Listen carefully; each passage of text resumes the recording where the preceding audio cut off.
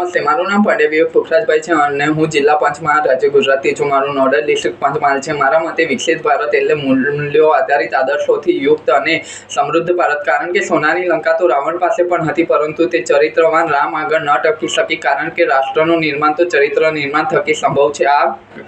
આ વાત ચાણક્યે પોતાના કર્મોથી લગભગ 322 ઈસા પૂર્વે સિદ્ધ કરી બતાવી છે. ભારતમાં સ્વયં સંચાલિત અને સેલ્ફ હિલિંગ પાવર ધરાવતી એવી સુશાસન પદ્ધતિ હોવી જોઈએ કે જેથી ભ્રષ્ટાચારીઓ તેને પ્રભાવિત ન કરી શકે. હું આ વિચાર સાથે અન્ય ઘણા ક્ષેત્રો અને તેની સમસ્યાઓને પણ આવરી લેવા માંગુ છું. વિકસિત ભારતમાં પતિ વ્યક્તિની નહીં પણ વ્યક્તિથી પત્ની શોભા હોય છે અને સત્તા પર વારસાનો અધિકાર નહીં પરંતુ સત્તા યોગ્યતાની ઋણી હોય છે. આદર્શો વ્યવહારમાં સિદ્ધ થવા જોઈએ. સ્ત્રીએ પુરુષ સમોવડી બનવા નહીં પરંતુ પુરુષે સ્ત્રી સમોવડા બનવાની જરૂર લાગવી જોઈએ. ભારતમાં દુર્ગાન કાલી થવી જોઈએ, નહીં કે ગ્રીષ્મ અને શ્રદ્ધા. ટૂંકમાં હું આ રાષ્ટ્ર પુરુષને પૂર્ણ પુરુષોત્તમ જોવા માંગુ છું. જય હિન્દ, જય ભારત, ભારત માતા કી જય.